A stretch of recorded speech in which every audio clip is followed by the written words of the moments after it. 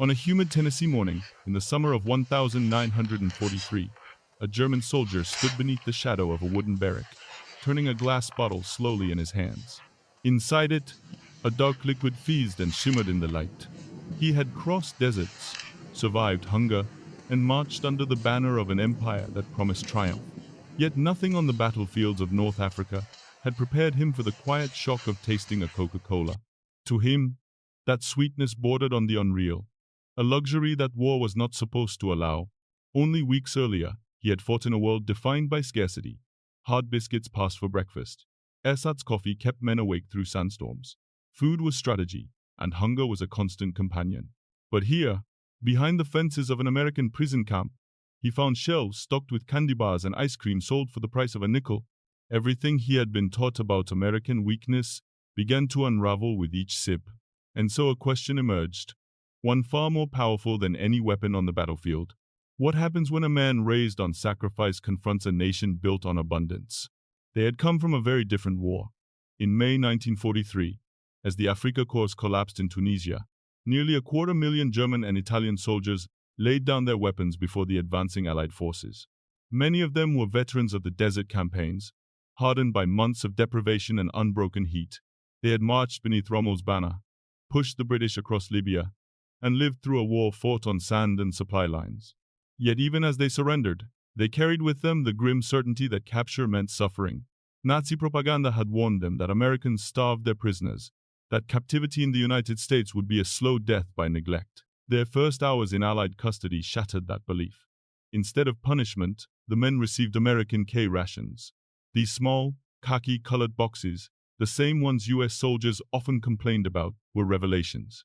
Crackers that did not crumble to dust, processed cheese that tasted impossibly rich, candy bars wrapped in bright foil, instant coffee with real sugar tablets, for men who had spent months counting calories. This was not a meal but a feast. It marked the beginning of an education they did not expect. As the prisoners were processed through temporary camps in North Africa, the surprises multiplied. Military records describe breakfasts of pancakes, syrup, eggs, and milk served to enemy soldiers. Foods that had vanished from German rations years earlier appeared here without ceremony, offered to defeated opponents. The contrast was unmistakable. The Americans were feeding prisoners better than the German army fed its own men in the field. When the Liberty ships arrived to transport them across the Atlantic, the lesson grew sharper. These vessels, mass-produced at unprecedented speed, embodied a scale of industry the prisoners had never imagined. One new ship every 42 hours. Holds packed with supplies. Refrigeration systems running day and night. And aboard them, the German captives received rations equal to or greater than the crew's. Fresh bread, meat, vegetables, and coffee served with milk. A luxury most Germans had not tasted since before the war. But nothing challenged their assumptions more than the ice cream. Several ships recorded serving it during the Atlantic crossings. 10-gallon batches churned in steel machines, offered to prisoners as if it were the most ordinary thing in the world. To men who had last seen ice cream in their childhoods. This single detail was almost incomprehensible. On the open ocean, in the middle of a global war, their captors gave them a dessert that Germany could not reliably provide even in peacetime. By the time the ships approached Norfolk or Newport News, many prisoners no longer feared what awaited them in America. Instead, they stared out at the coastline with a dawning realization. They were entering a nation whose strength did not lie only in weapons or armies, but in something far more disorienting. A capacity for abundance so great that even its enemies would experience it from the moment they surrendered.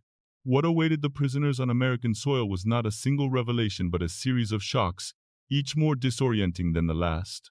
Their first steps into Norfolk Naval Base offered a sweeping view of a country whose industrial rhythm seemed to pulse beneath every steel crane and storage yard.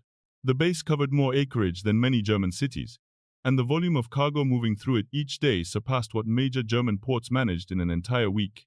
For the men who had marched across the deserts of Tunisia, this was not merely infrastructure. It was evidence that the war they thought they understood had been fought on uneven ground from the very beginning. In the port exchanges, they encountered another surprise. Rows of candy bars stacked freely on shelves. Hershey, Mars, Nestlé, names they barely recognized but would never forget. Each bar cost 5 cents, the same price paid by American children. The idea that sweets were so common that even dock workers bought them casually contradicted every story they had been told about American decadence and instability. Here, abundance was not a privilege, it was routine. Their journey inland reinforced the lesson. Instead of cramped cattle cars, prisoners traveled in passenger coaches. Dining cars served full meals, fried chicken, vegetables, pie, and coffee poured freely from silver pots. What astonished them was not the quality of the food, but the realization that they were not receiving special treatment. These were standard meals served to any civilian traveling across the country. In Germany, such service had been restricted to officers and elites. In America, it was simply how trains operated. Then there were the prison camps themselves. Camp Crossville in Tennessee, Camp Hearn in Texas, Camp Shelby in Mississippi. Each one built with electric lighting, heated barracks, hot water, and flush toilets. The Geneva Convention required humane treatment, but the Americans went far beyond that baseline. Barracks were insulated against the winter. Medical staff conducted regular checkups, and in the camp exchanges, prisoners found something that would become a symbol of their ideological undoing: Coca-Cola. For 5 cents, the same price as candy bars, a man could purchase a bottle of the fizzy drink he had first encountered with disbelief. American guards explained that children bought it daily with pocket money. Work details saw vending machines in factories, gas stations, schools, places where Germans would never expect to find luxuries. The scale was staggering. Many camps received hundreds of cases each week, delivered with clockwork regularity. Technically minded prisoners marveled at how every bottle tasted identical. Whether in Maine or Texas, proof of a standardization they had believed German industry excelled at. And then came the summer celebrations. At Camp Shelby, men gathered to watch hand-cranked ice cream makers turn ice and salt and cream into gallons of frozen dessert for Independence Day. The simplicity of the ingredients made the result no less bewildering. Germany rationed sugar to civilians by the gram. In America, the kitchen staff discarded hardened sugar by the sack and simply ordered more. For the prisoners, this was the turning point. Not the ice cream itself, but what it represented. A society so wealthy, so confident in its productive power, that it could share luxuries with enemies in the middle of a global war. In those moments, many of them realized they were witnessing more than hospitality. They were witnessing the full force of American industrial might, expressed not through weapons, but through everyday life. By 1944, the German prisoners no longer needed lectures or pamphlets to understand the imbalance between the two nations. They could see it with their own eyes. Assigned to labor details across the American heartland, they worked in orchards, canneries, and sugar beet fields. What they witnessed there was more than efficiency. It was a scale of production that their homeland, still clinging to rationed books and shortages, simply could not match. In Michigan, they harvested cherries destined not for survival rations, but for maraschino garnishes placed atop ice cream sundaes. Tons of fruit grown for decoration left many speechless. At the Del Monte canneries, they watched workers reject perfectly edible peaches and pears because they were too small or uneven in color. Back home, those same fruits would have been treasured, not discarded. Records from 1944 show that 15% of fruit was rejected for cosmetic reasons alone, much of it sent to animal feed. The prisoners could only stare. This was not wastefulness for its own sake. It was a system so confident in abundance that it demanded perfection from its products. Sugar beet fields in Colorado and Nebraska revealed a similar truth. Single farms produced more sugar than entire German regions. Mechanized harvesters cut, lifted, and loaded beets with a speed that surpassed anything in European agriculture. For the prisoners, many of whom came from farming families, the message was unmistakable. A nation that could produce such quantities of sugar could also produce the weapons, fuel, and machinery needed to sustain a global war. Abundance was not indulgence. It was the foundation of American power. And then came the numbers, cold, undeniable, printed openly in American newspapers.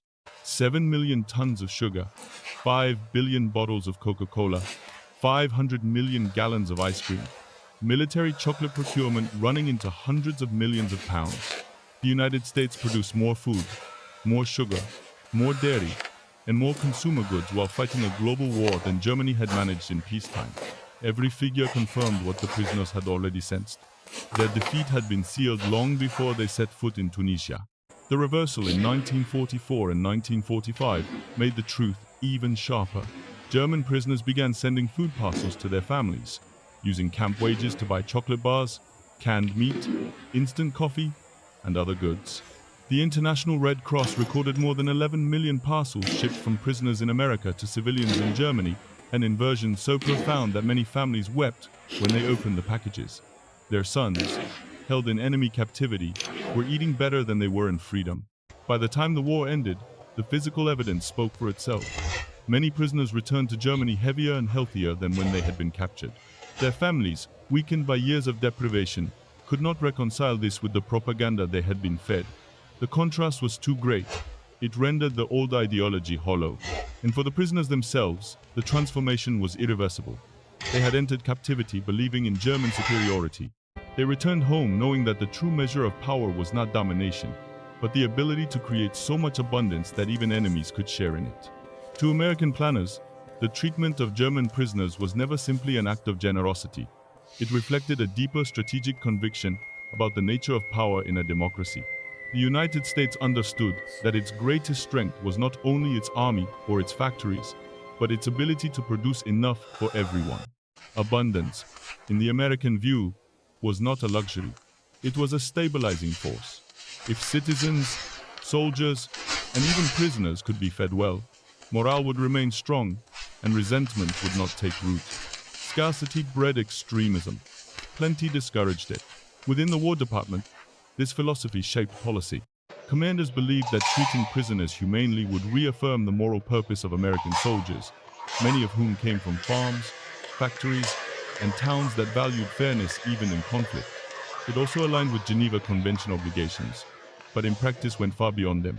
Feeding prisoners generously was a way of demonstrating the confidence of a nation that did not fear its enemies, because it knew it could outproduce them. International observers noted the contrast. While Germany rationed sugar to its civilians in tiny monthly allowances, American camps placed bowls of sugar on mess hall tables without restriction. Foreign diplomats visiting the United States during the war often remarked that the country seemed to operate on a different economic plane, capable of supplying both a global army and a vast home front, while still maintaining consumer markets. In this sense, the treatment of POWs served as a living exhibit of the American system. It showed that democratic capitalism could generate not only weapons, but well-being. The long-term effects on Germany were profound. When the war ended, hundreds of thousands of former prisoners returned home with first-hand knowledge of how the American economy functioned. They had seen mechanized agriculture, standardized factories, and distribution networks that moved goods across thousands of miles with astonishing consistency. More importantly, they had experienced the social consequences of abundance, where class mattered less, where opportunity seemed wider, and where even the smallest town displayed a level of material comfort unimaginable in wartime Europe. These men would become unexpected advocates for partnership with the United States. Their testimonials softened political resistance to the Marshall Plan and helped German citizens understand that American aid was not exploitation but extension, an offer to rebuild a society on principles that had already proven their strength. In many ways, the seeds of West Germany's post-war economic miracle were planted not in boardrooms or ministries, but in the mess halls and PX stores of American prison camps. In the years that followed the war, the memories carried home by former German prisoners became more than personal stories. They became quiet testimonies to a different understanding of power. Many of these men returned to a homeland reduced to rubble, its cities darkened and its people worn thin by hunger. Yet in their minds lingered the taste of something almost unbelievable. Ice cream served on a hot American afternoon, a cold bottle of Coca-Cola opened without ceremony, a chocolate bar that arrived not as a reward but as an ordinary part of daily life. These fragments of memory stood in stark contrast to the bleakness that greeted them at home. For their families, the stories sounded impossible. How could a nation at war fighting across oceans, supplying armies on multiple continents, offer such generosity to its enemies? But as West Germany slowly rebuilt, the truth of what the prisoners had witnessed became clearer. America's great strength had never been its ability to conquer. It had been its capacity to create, to produce, to distribute. A society that could hand ice cream to prisoners during a global conflict had discovered a form of power that went beyond strategy or ideology. It was the power of abundance, shared without fear. Over time, the symbolic items of their captivity became part of Germany's new cultural landscape. Coca-Cola returned in 1949, followed by soda fountains, ice cream parlors, and eventually supermarkets modeled on the American style. These were not mere consumer goods. They were reminders of a revelation, that prosperity could be democratic, that luxuries could be common, and that dignity came not from domination, but from opportunity. Historians would later argue that this transformation, rooted in everyday experiences rather than political directives, was among the most effective reorientations of a defeated nation in modern history. The men who had once marched under the banner of the Third Reich became witnesses to a different kind of world, one where power was measured not by scarcity, but by the ability to provide. And so their story leaves us with a question that echoes far beyond the barracks and prison fences of the 1940 seconds. In a world still shaped by conflict and ideology, can abundance, fairness, and simple human generosity remain forces strong enough to challenge extremism? If you have your own reflections on this chapter of history, its lessons, its contradictions, or its echoes in the present, I invite you to share them below. And if you value these journeys into the past, consider joining us as we explore the battles, decisions, and turning points that continue to shape our world.